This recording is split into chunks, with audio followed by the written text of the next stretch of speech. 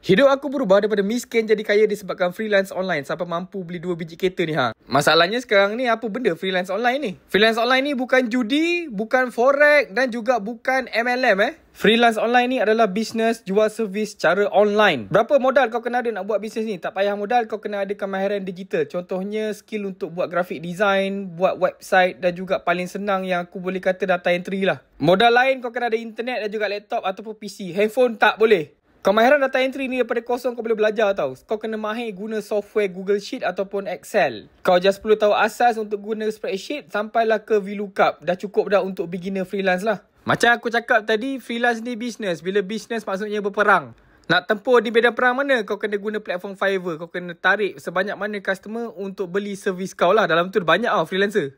Income dia banyak tapi tak cepat dah. Ini aku punya hasil lah setakat tahun ni. Tu dalam USD kalau convert Malaysia ringgit lebih kurang macam ni aku dapat. Kalau kau nak belajar ilmu ni dengan aku, boleh klik link kat profile, tekan kit freelance data entry. Lepas kau buat payment, kau check email dan join private Telegram group dan tengok semua ilmu yang aku dah letak dalam channel tu dan amalkan. Semoga berjaya.